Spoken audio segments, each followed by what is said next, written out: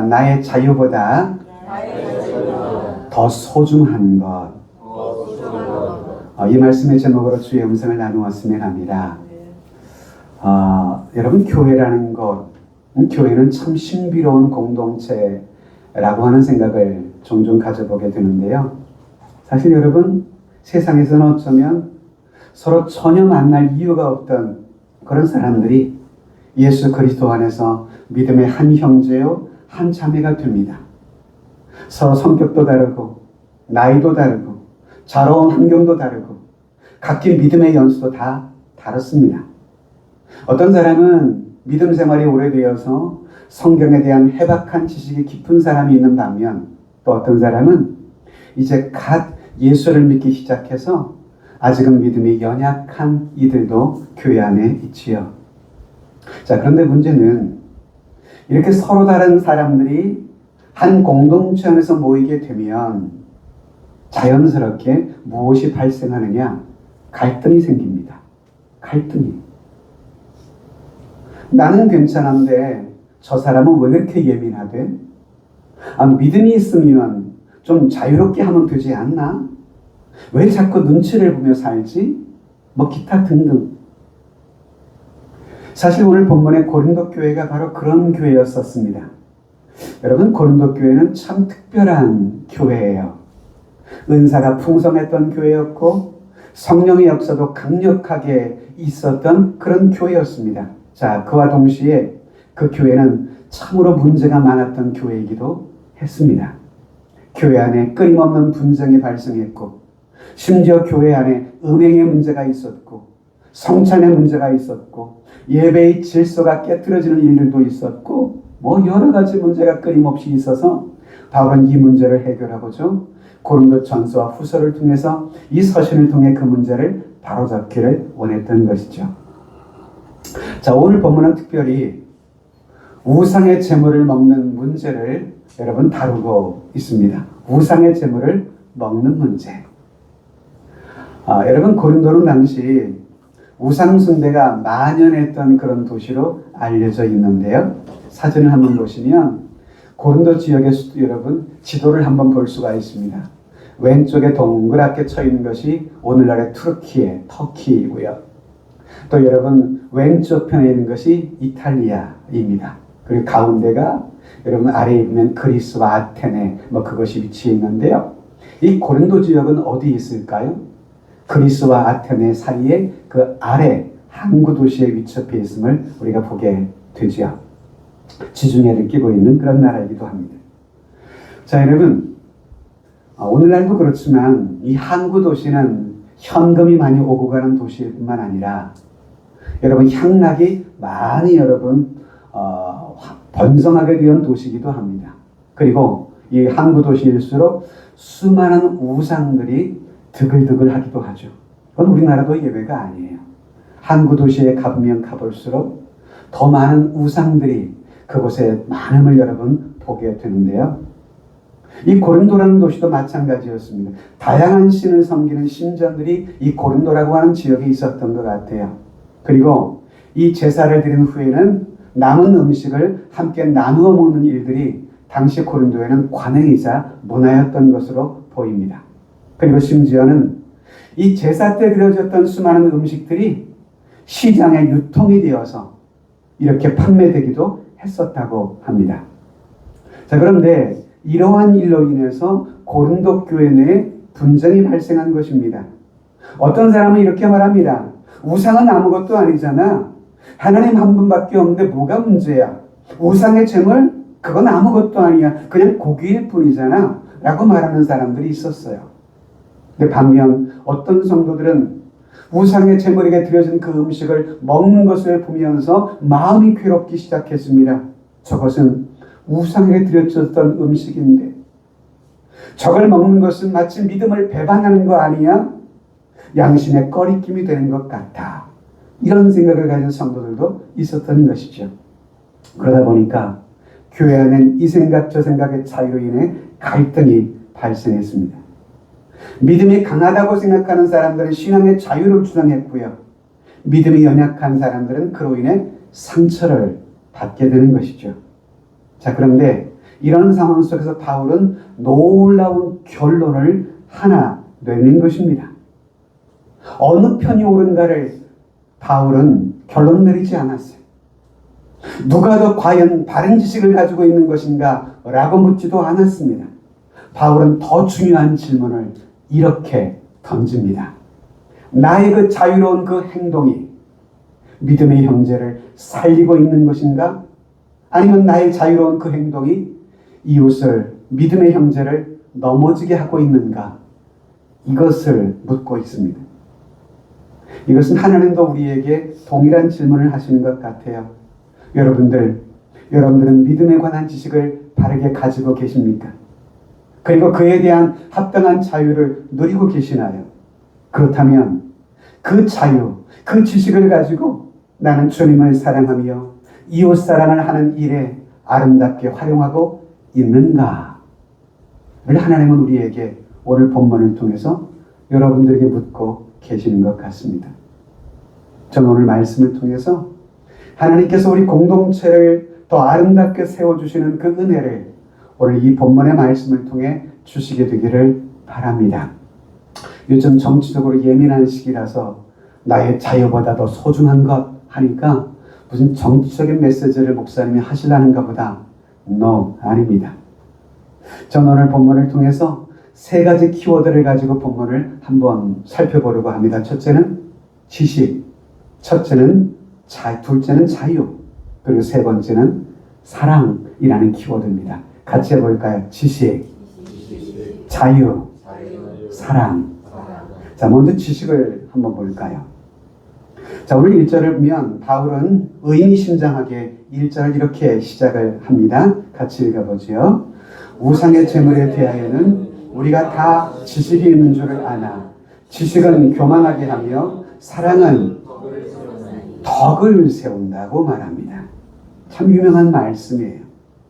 지식은 교만하게 만들고 사랑은 덕을 세운다. 여기서 바울은 지식 자체를 부정하는 말씀은 결코 아닙니다. 성도는 분명히 믿음 생활할 때 바른 지식을 가져야만 합니다. 하나님은 어떤 분이신지, 여러분 복음은 무엇인지, 구원이라는 것은 과연 어떤 것인지를 분명히 알아야만 합니다. 여러분 믿음은 무지가 결코 아닙니다. 무조건 믿습니다가 좋은 믿음은 아닙니다. 분명한 알미 우리에게 필요한 것이죠.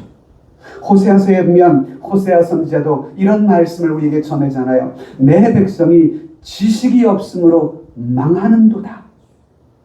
지식이 없기 때문에 바른 지식은 분명히 우리의 신앙에 필요한 것입니다. 이 올바른 믿음의 지식이 결국 우리의 믿음을 올바르게 세울 수 있겠기 때문에 그렇습니다. 여러분 본문에 이 고린도 교회 성도들이 가지고 있는 지식 자체, 신앙의 지식 자체는 분명히 틀린 것 아니었습니다. 자, 4절을 여러분 다시 보실까요? 4절을 보면 그러므로 우상의 제물을 먹는 일에 대하여는 우리가 우상한 세상에 아무것도 아니며 또한 하나님은 한 분밖에 없는 줄을 아노라. 이것이 우상에 대한 당시 고린도 교회 성도들의 지식이었어요. 맞는 말입니다. 우상은 분명히 살아있는 신이 아닙니다. 우상은 우리 인간이 나무와 돌로 깎고 이런 다듬은 그런 신일 뿐입니다. 하나님께서는 출애굽기 20장에 가장 중요한 첫 계명으로 이 계명을 주셨잖아요. 너는 나 외에는 다른 신들을 내게 두지 말라. 또한 이사야 선지자는 인간이 스스로 만든 우상의 허무함에 대해서 이사야 44장에 이렇게 말씀해 주죠. 그 중에 절반은 불에 사르고 그리고 그 나머지로 신상 곧 자기의 우상을 만들고 그 앞에 엎드려 경배하며 그것에게 기도하여 이르기를 너는 나의 신이니 나를 구원하라 하는도다. 인간 스스로 나무와 돌을 가지고 깎아 만든 그 신을 신이라고 이야기를 하고 자신이 깎아 만든 그 신에게 기도하고 있는 인간의 어리석음을 이사야 선지자는 콕 집어 책망하고 있는 것이죠. 그렇습니다. 우상은 아무것도 아닙니다. 그러니 우리가 믿고 참으로 의지할 분은 오직 하나님 한 분뿐인 줄로 믿으시기를 주님의 이름으로 축복합니다. 그러므로 신앙적으로 볼 때 우상에게 드려진 제물을 먹는 것 그 자체가 영적으로 그 사람을 더럽히는 일은 결코 아닌 것입니다. 그래서 8절을 보면 바울은 이렇게 말합니다. 음식은 우리를 하나님 앞에 내세우지 못하나니 우리가 먹지 않는다고 해서 더 못 사는 것도 아니고 먹는다고 해서 더 잘 사는 것도 아니니라. 이 얼마나 분명한 진리입니까? 내가 무엇을 먹느냐의 문제가 내 구원을 결정하지는 않습니다. 우리가 분명히 믿는 것은 오직 우리의 구원은 예수 그리스도를 믿음으로 말미암아 주어지는 하나님의 은혜와 선물인 줄로 믿으시면 아멘. 아멘. 그렇습니다. 자, 그런데 문제는 뭘까요? 내가 가진 이런 신앙의 지식이 사람 없이 활용될 때가 문제가 되는 것입니다. 그래서 바울은 2절에 보면 뭐라고 이야기를 하나요? 만일 누구든지 무엇을 아는 줄로 생각하면 아직도 마땅히 알 것을 알지 못하는 사람이라고 바울이 지적을 하는 것입니다. 뼈 아픈 말씀 아닌가요? 참된 지식은요, 사람을 낮추게 합니다.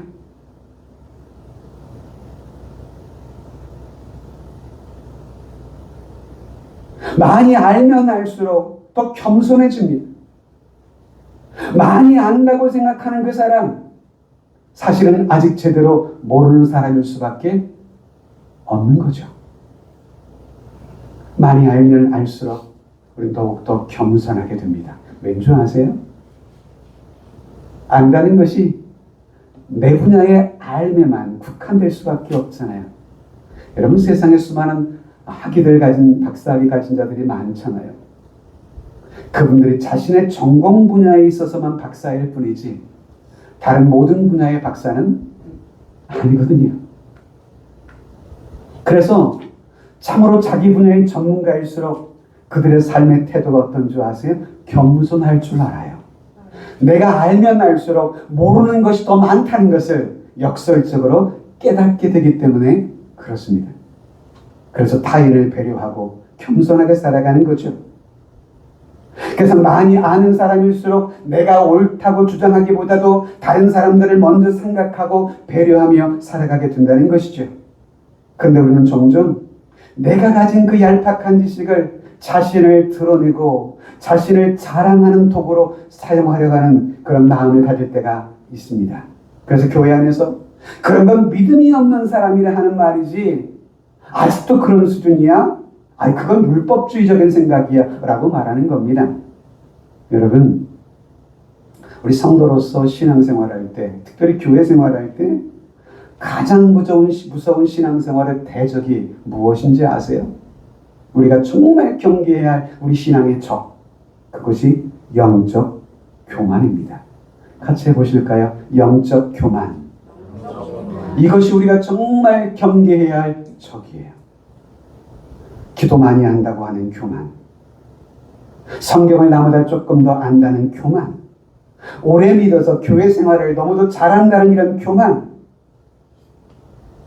예수님께서는 오히려 마태복음 23장에서 이렇게 말씀하세요. 또 누구든지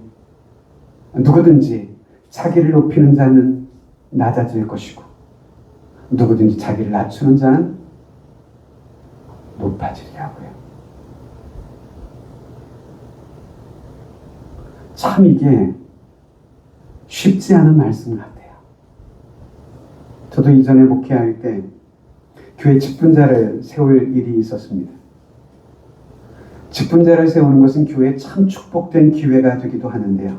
반대로 어떤 분에게는 시험을 당하는 위기가 되기도 하더라고요. 아마도 이분은 근본 교회에서 중직자를 세울 때 당연히 마땅히 그동안 교회를 출석한 것이나 헌신한 것이나 볼 때 나는 이번에 분명히 안수 집사로 피택이 될 사람일 거야 라고 스스로 생각하고 있는데 당회에선 심사숙고하고 또 성도들의 투표를 통해서 되지 못하셨어요. 그러니까 시험에 든 거예요. 교회를 떠나시겠대요. 어떻게 해요? 그래서 우리 부부가 따로 또 만나서 이 말씀을 권면했던 적이 있습니다. 하느님이 분명히 집사님을 높이 들어 사용하실 때가 있을 겁니다. 만약에 집사님이 이 신앙의 위기를 겪어보지 못하고 떠난다면 집사님 자신 스스로 나는 아직 부족한 사람이구나 라는 것을 결국 자인하는 셈이 될 것입니다. 집사님, 하나님 앞에서 겸손하세요. 하나님의 때를 기다리시며 인내하세요. 중직받으려고 교회 헌신하고 충성한 것만은 아니시잖아요. 위로하면서 하나님의 말씀으로 권면을 드렸더니 감사하게도 그분이 잘 받아주셨어요. 교회를 떠나지 않으시고 섬겨줬어요. 그런 문제가 생기면 교인들이 붙잡겠어요. 교회 떠나겠다는데 목회자가 붙들어야 돼요. 여러분, 진짜 믿음은요, 높아지는 것이 아니라 자신을 낮추는 삶으로 드러나는 거예요. 진짜 믿음의 성숙은요, 내가 맞다를 증명하는 것이 아니라 믿음의 형제들을 품는 삶으로 그의 믿음의 성숙이 드러나는 것이에요. 그래서 바울은 고린도전서 8장에서 이렇게 말합니다. 또 누구든지 하나님을 사랑하면 그 사람은 하나님도 알아주실 것이다. 여러분, 참된 지식의 기준이 과연 무엇일까요? 내가 많이 안다는 것만이 아니라 얼마나 하나님을 사랑하느냐, 여기 달려있는 것이에요. 그리고 그 하나님을 향한 사랑은요, 형제 사랑의 모습으로 이어져 드러난다는 것을 사도 요한일서 4장에서 이렇게 말씀을 하는 것입니다. 같이 읽어보지요. 누구든지 하나님을 사랑하노라 하고 그 형제를 미워하면 이는 거짓말하는 자니 보는 바 그 형제를 사랑하지 아니하는 자는 보지 못하는 바 하나님을 사랑할 수 없느니라고요. 성도 여러분, 나는 지식이 있다고 생각하는 성도입니까? 그렇다면 더 중요한 질문이 있습니다. 내가 가진 그 신앙의 지식을 가지고 내 주변의 믿음의 형제를 세우고 있는가? 아니면 믿음이 연약한 형제들을 판단하며 정죄하고 있는가? 하나님은 단지 지식이 많은 성도들보다도 사랑 안에서 덕을 세우며 살아가는 그런 믿음의 삶을 우리에게 더 바라시는 분이십니다. 할렐루야. 자, 두 번째는 자유를 한번 살펴봅시다. 신앙이 자라가면 반드시 따라오는 것이 있어요. 그것이 뭐냐 하면 주 안에서 누리게 되는 영적인 자유예요. 율법의 얽매임으로부터 자유를, 사람들의 시선에서 자유를, 세상의 두려움으로부터 자유를 얻게 되죠. 그래서 예수님도 요한복음 8장에서 뭐라고 말씀하세요? 진리를 알지니 그 진리가 너희를 자유케 하리라고 말씀하셨어요. 또 바울도 갈라디아서 5장 1절에서 이렇게 선언을 했습니다. 그리스도께서 우리를 자유롭게 하려고 자유를 주셨으니 더 이상 율법에 얽매이지 않고 살아갈 자유를 우리에게 주셨어요. 주님께서 나에게 주신 이 자유를 우리는 어떻게 사용할 것인가? 이것이 예수 안에서 진정한 자유를 얻은 우리들의 중요한 질문이 되어야 합니다. 당시 고린도 교회 안에는 이렇게 생각하는 사람들이 있었습니다. 우상은 아무것도 아니야. 이 세상에서는 오직 하나님 한 분만 살아계셔. 그러니 우상의 제물을 먹는 거 그건 아무런 문제가 되지 않아. 그들의 이 말은 결코 틀린 말은 아닙니다. 자, 그런데 바울은 여기서 중요한 문제를 하나 7절에서 제기하는 것입니다. 뭐를 제기하나요? 그러나 이 지식은 모든 사람에게 있는 것은 아니므로 어떤 이들은 지금까지 우상에 대한 습관이 있어 우상의 제물로 알고 먹는 거로 그들의 양심이 약하여지고 더러워지느니라. 무슨 뜻입니까? 공동체에 모인 성도들의 믿음의 수준이 각기 다르다는 거예요. 누군가는 이것을 자유롭게 먹을 수 있습니다. 그러나 어떤 사람들은 아직 과거에 우상숭배의 습관이 남아있는 분들이 있어요. 그래서 그런 사람들에게는 이 음식이 단순한 음식으로 보이질 않아요. 그 음식을 보면 무슨 음식이라고 당장 생각이 듭니까? 우상의 제물로 드려진 음식이라 라고 하는 것으로 느껴지게 될 수밖에 없는 거예요. 그래서 바울은 뭐라고 말해요? 이것 때문에 그들의 양심이 약하여지고 더러워진다고 그렇게 말을 하는 것입니다. 우리는 여기서 중요한 영적 권리를 하나 발견합니다. 내가 괜찮다고 해서 다른 사람도 괜찮은 거 아니더라고요.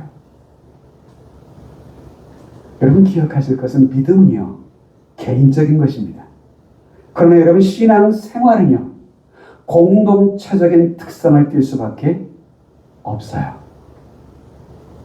그래서 나의 행동은 내가 의도하든 의도하지 않든 공동체 내에서 영향력을 끼칠 수밖에 없는 거예요. 그래서 바울은 9절에서 강한 어조로 이렇게 경고의 말씀을 하고 있어요. 그런즉 너희의 자유가 믿음이 약한 자들에게 걸려 넘어지게 하는 것이 되지 않도록 조심하라고요. 조심하라고요. 여기서 걸려 넘어지지 않도록. 걸려 넘어진다. 이 말은 단순한 실수가 아니라 상대를 영적으로 무너지게 만드는 것을 의미하는 것입니다. 내가 갖고 있는 이 신앙의 자유로움이 자칫 누군가를 넘어뜨리게 할 수 있다고 바울은 주의를 주고 있는 거예요. 여러분 생각해 보세요. 우리 중에 믿음이 연약한 분이 있습니다. 이제 우상숭배에서 겨우 돌아와서 이제 예수를 믿기 시작했어요. 그런데 교회 안에 들어와 보니 평소 교회 밖에 있을 때 참 믿음이 좋게 보였던 그 사람이 드려진 우상의 제물을 아무렇지 않게 먹는 모습을 보게 됩니다. 그러면 연약한 성도의 마음에 드는 생각이 어떨까요? 아, 저 집사님도 그걸 먹네? 그럼 나도 먹어도 되나? 근데 먹으면서 마음이 괴로운 거예요. 신앙 양심이 계속 자기의 마음을 찔러요. 그러다 보니 그의 믿음 자체가 흔들리기 시작합니다. 이것을 바울은 심각하게 보는 거예요. 11절을 같이 한번 여러분 읽어보실까요? 11절 시작. 그러면 내 지식으로 그 믿음이 약한 자가 멸망하나니 그는 그리스도께서 위하여 죽으신 형제라. 이 바울은 충격적인 표현을 쓰고 있거든요. 그는 그리스도께서 위하여 죽으신 형제라고요. 믿음이 약한 그 형제는 예수님께서 십자가에서 피 흘려 다시 살렸던 그 형제라는 거예요. 그 형제. 그런데 내가 가진 그 자유 때문에 행여 그 사람이 상처받고 믿음에 흔들려 여러분 주님의 품을 떠나게 된다면 이거는 단순한 문제가 아니잖아요. 우린 종종 말하기를 내 자유인데 왜? 내 권리인데 왜 내가 참아야 되지? 라고 생각하려 해요. 그러나 하나님은 우리에게 반대로 묻고 계십니다. 너가 가진 그 자유를 가지고 너 누구를 살리고 있느냐? 라는 겁니다. 같이 해볼래요? 나는 누구를 살리고 있는가? 그래서 바울은 갈라디아서에서 이렇게 말하기도 했습니다. 같이 한번 읽어보십시다. 시작. 형제들아, 너희가 자유를 위하여 부르심을 입었으나 그러나 그 자유로 육체의 기회를 삼지 말고 오직 사랑으로 서로 종노릇하라. 여러분 이거 참 놀라운 말씀 아닌가요? 우리가 자유를 위하여 부르심을 입었어요. 그래서 그리스도를 통해서 구원뿐만 아니라 자유를 얻게 됐거든요. 근데 자유를 얻은 우리들에게 무엇을 이야기합니까? 이제는 그 자유를 가지고 사랑 안에서 서로 종노릇을 하래요. 종노릇. 종 여러분 자유한 사람입니까? 자유를 박탈당한 사람이 종이잖아요. 자신의 뜻과 생각과 권리를 따라 사는 사람이 아니라 주인이 정한 법칙과 규칙을 따라 사는 사람이 종이잖아요. 그런데 바울은 자유를 위해 부르심을 입고 그 자유를 누리고 있는 우리들에게 도리어 그 자유를 가지고 이제 사랑 안에서 서로 종이 되라고 말씀합니다. 여러분, 이것을 소위 복음의 역설이라고 말합니다. 패러독스입니다. 자유를 얻었지만 그 자유를 다른 이들을 위해 섬기는 오히려 종이 되라고 말하고 있는 거예요. 세상 우리에게 말합니다. 너의 권리를 주장해. 그것은 너의 자유잖아. 절대 손해보지 마. 근데 예수님은 이렇게 말씀하세요. 너가 강하니 그렇다면 약한 자를 품으렴. 너가 참으로 자유하다면 그 사랑으로 이웃에 대해서 너를 절제하렴. 여러분, 성숙한 믿음은요, 할 수 있는 것을 다 하는 믿음만은 아닌 것입니다. 성숙한 믿음이란 할 수 있지만 상대를 사랑하기 때문에 하지 않을 수 있는 믿음, 그것을 성숙한 믿음이라 이렇게 말하는 것입니다. 여러분, 아멘이신가요? 그게 참 자유를 누리는 성숙한 믿음의 자유인 것입니다. 마지막 하나를 더 볼까요? 첫째, 무엇을 보았죠? 지식. 두 번째는요, 자유. 세 번째는요, 사랑. 오늘 13절에 바울은 이렇게 마침내 결론을 내립니다. 같이 읽어보죠.